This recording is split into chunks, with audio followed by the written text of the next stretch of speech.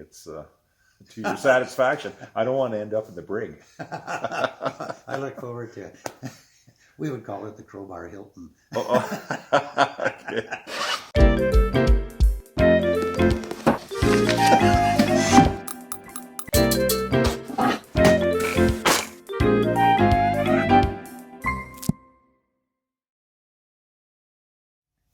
So, Bill, you had brought me these log books of yours for repair, because as we can see on this one, it's seen a few miles, a couple of years worth of work on it. So we're going to take the contents of this one and put it into your kind of spare and make it whole again.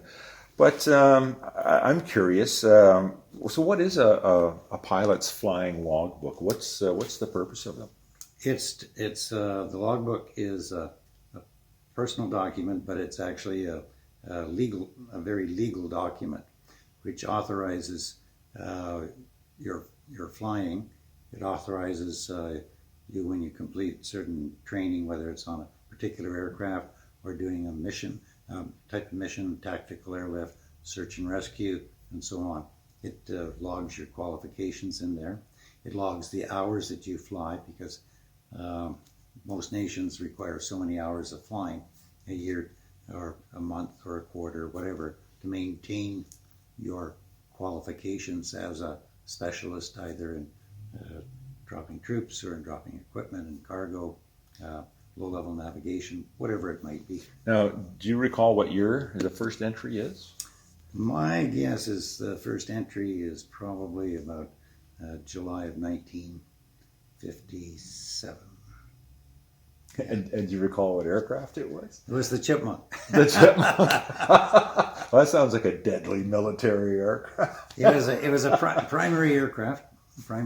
Aircraft. Now I have in my civil logbook. I got my private license on an Air Cadet scholarship in the summer of 1956. So my flying goes back to there. And there's a log for civil and one for your military careers, respectively. Yes. Military logbook is owned by the Queen, by the Government of Canada. And in 99% of the time, you get to keep the logbook. If you try and use the logbook to get out of the military early and go and fly commercial airlines, the government or the Air Force can call the logbook back and say, it's not yours. Right. And therefore you cannot use that as documentary proof that you've been flying, that you've got this experience, whether it's single engine, multi-engine, whatever, when you go for a job. They're really kind of a microcosm of your career. Because I mean, obviously, you're entering information on a regular, timely basis on where and when and how many hours and what type of aircraft. So it must hold a lot of personal memory and kind of a love for it. There's the whole story. Well, it's one of those things. It's like a personal autobiography that one might do and pass on to family. That's something that somebody can look at and actually see what you did, where you did it, when you did it, and if in the case of transport aircraft like I was in, some occasions that were most memorable, like flying the Queen or Prince Philip, Charles and Diana, and that sort of thing. Now, any stories you want to relate about the royal family? Were they chit chatty? Were you just going to get in, fly, they do their thing, you do your thing? Or when I was at 412 Squadron, I commanded 412 Squadron, we made a decision that the commanding officer would play the role of mission commander, and the commanding officer would select his two best pilots to be actually in the cockpit. As mission commander, you were one sat in the front seat in the would be the first class section, and you had headphones on to be in communication with the cockpit. You knew what was going on, and anybody, whether it was the Queen's personal assistants or whoever, or the escorting team would come forward, and they would not go into the cockpit. Only I went into the cockpit or spoke to the crew up front, and that was to allow them to do their job without third-party interference. Why are we doing this? And so on. There was one particular event that really stands out in my mind, and that was we were flying the Queen. I flew her for 10, 12 days in 1984, and we were in Ontario, and we were flying her from Toronto on this leg to Windsor to to Brantford, where Premier Davis, who was on board the aircraft, his home riding happened to be there. And Go figure. Go figure. But the interesting thing was, after sitting in Windsor, we were there for 2.5 hours while the Queen party did their tour. The Queen's private secretary and the party that was on board the aircraft, we carried about 22 people on it, came forward before the Queen arrived and said, I have a message from the Queen for President Reagan. Could you transmit it to him? And I said, we don't have any secure radio on board the aircraft for this operation, but I can certainly try. And she said it would be very kind. It would be very good if you could. So. Well, Bill, thank you very much for taking the time to chat with me about your career and some of your adventures, and I'm really honored that you brought these to me to get fixed up and put back into complete. Right on. I'll do my best with them, and when I'm all done, maybe you can come back and join us again, and we'll see how they turn out. Hopefully, it's to your satisfaction. I don't want to end up in the brig. I look forward to it. We would call it the Crowbar Hilton. Okay. Thanks, Bill. A pleasure.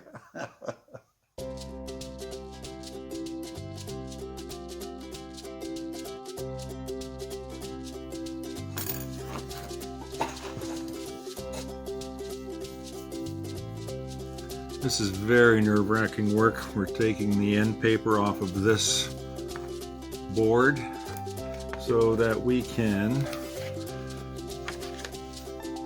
put it into these new boards. Yeah, so these other ones I've taken off already from the new boards, and this is the good stuff here and here. This is the one that'll go back in there. So yeah, this you have to go really slow because we cannot tear this paper. So we just go very slowly and methodically and peel away.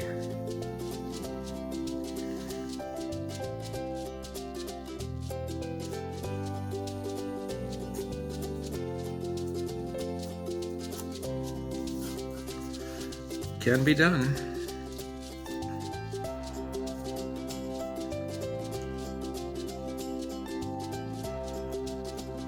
Can't force anything, you just have to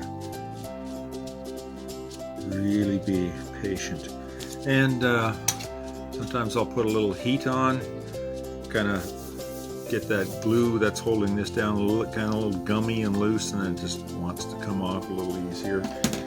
Sometimes underneath we'll take a little bit of, we'll just moisten up this Q-tip and just moisten some where I've already got it going underneath the corner, for instance, and just dampen that so that that piece will all come up with the paper.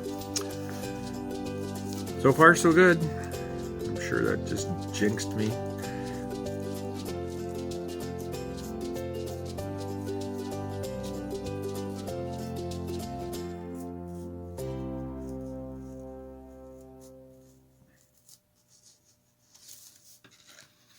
Coming. This corner up here is a little gnarly, but we'll get it.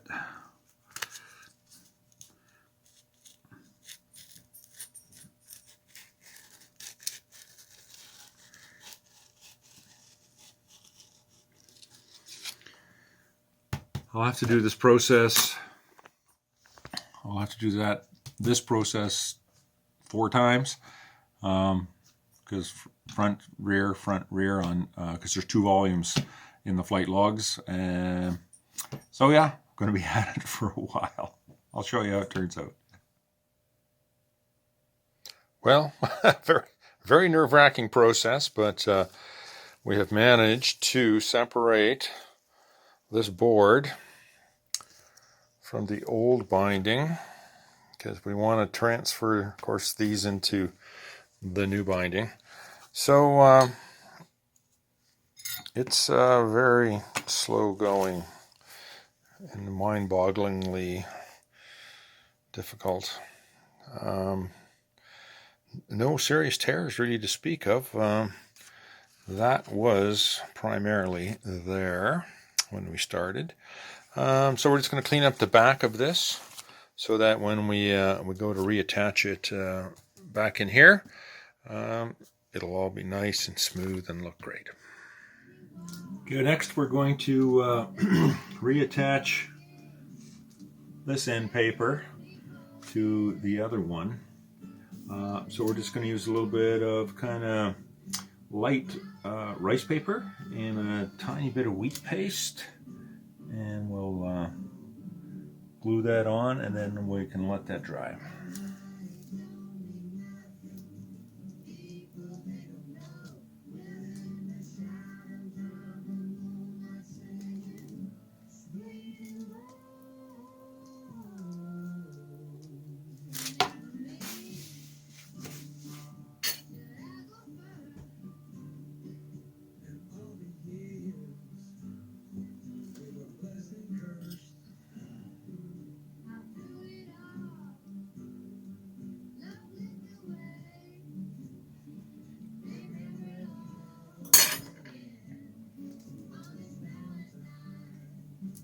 Oh, the stuff is sticky.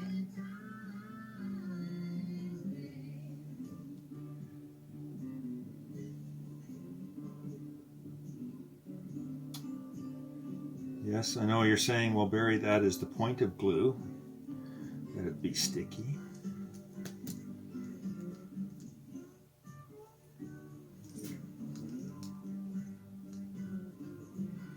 At the same time, we're going to reinforce the spine bit here as well.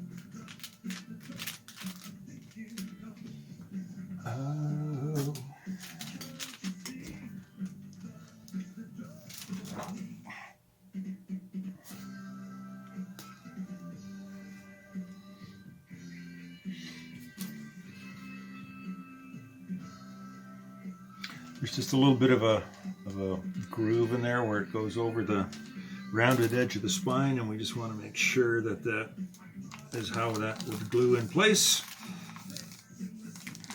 Okay, well that's it. So I've glued in one of the paste downs already, and now I'm going to do the second one.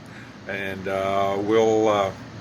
it's a little tricky because we're putting a new text, well, a text block into a new cover. So the two haven't been married together before, although it's the exact same binding, but different text blocks. So it's going to want to do some different things. So we're just going to fuss it into place and make sure it turns out well.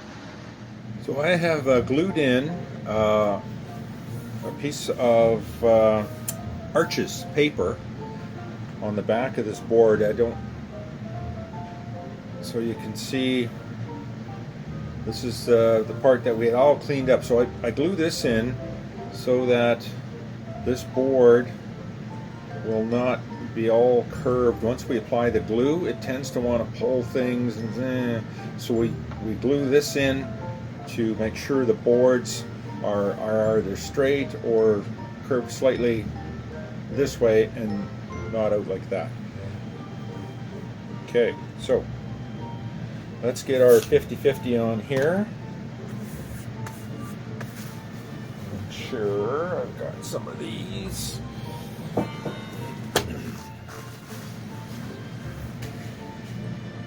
And I need one other brush for the finer areas.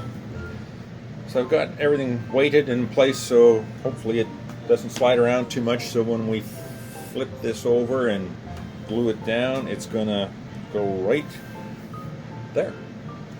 Okay.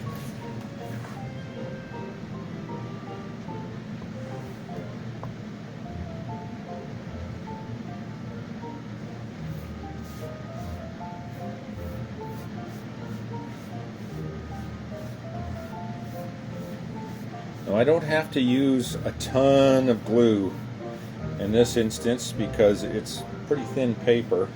And again, if you use too much glue, it might just pull all the fibers and stretch everything, make that board warp on us, and we certainly want to avoid that.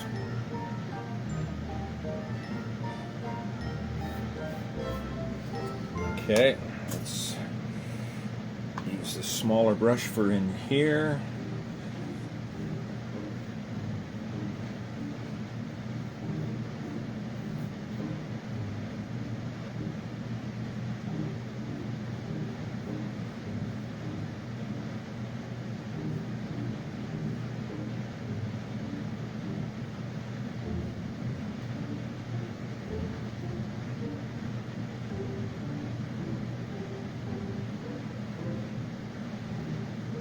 I'll leave a little bead so that when I put the paper down, it'll kind of push out. And if I do it properly, it'll push out just enough to the edge of where the paste down is going to go. That's the theory anyway.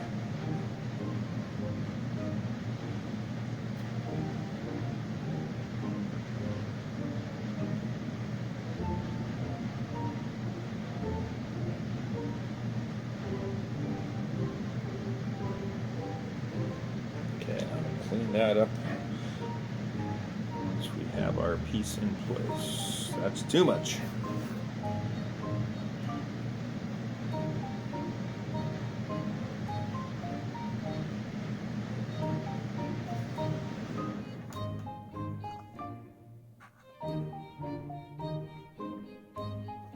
Okay, let's just see where we are going to end up here.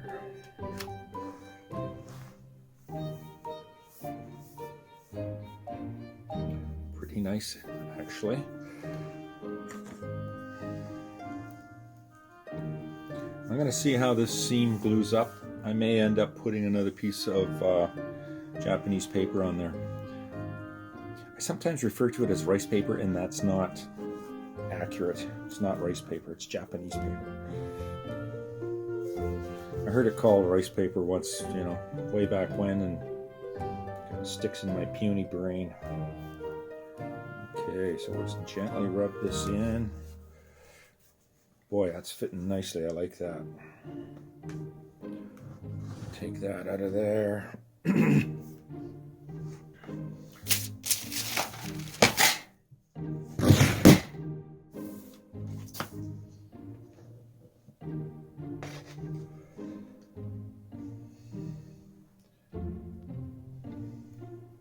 Don't do that.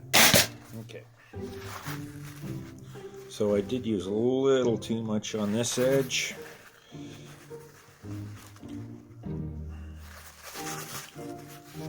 Just clean that up nicely.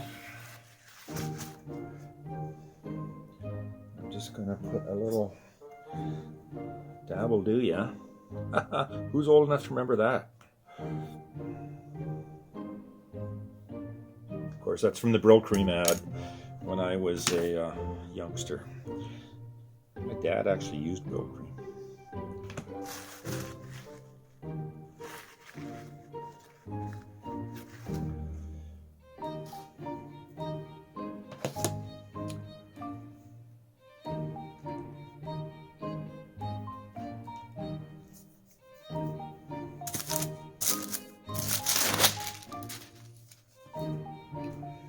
Okay.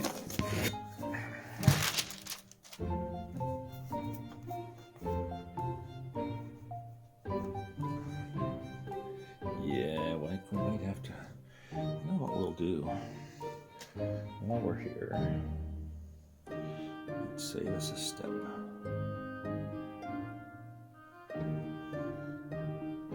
Just touch that up just ever so slightly.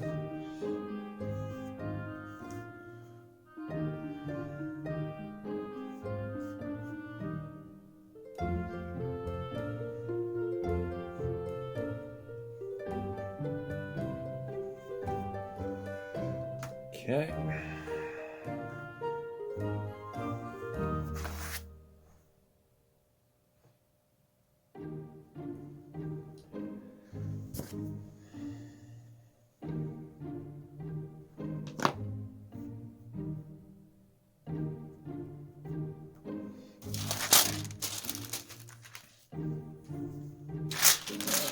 Slightly bigger piece, please.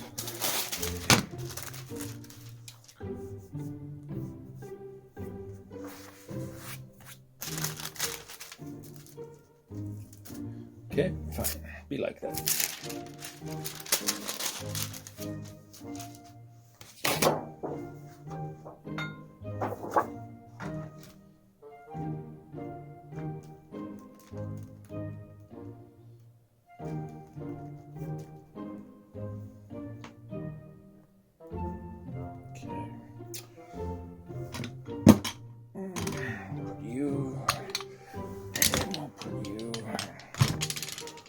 Okay, we'll let those sit and dry, and hopefully we will be almost finished this one, and then we can get started on the second one. It's going to be easier because, you know, you learn doing the first one, so the second one should be easier, right? We managed to finish the 3 books for the General, and they turned out rather well.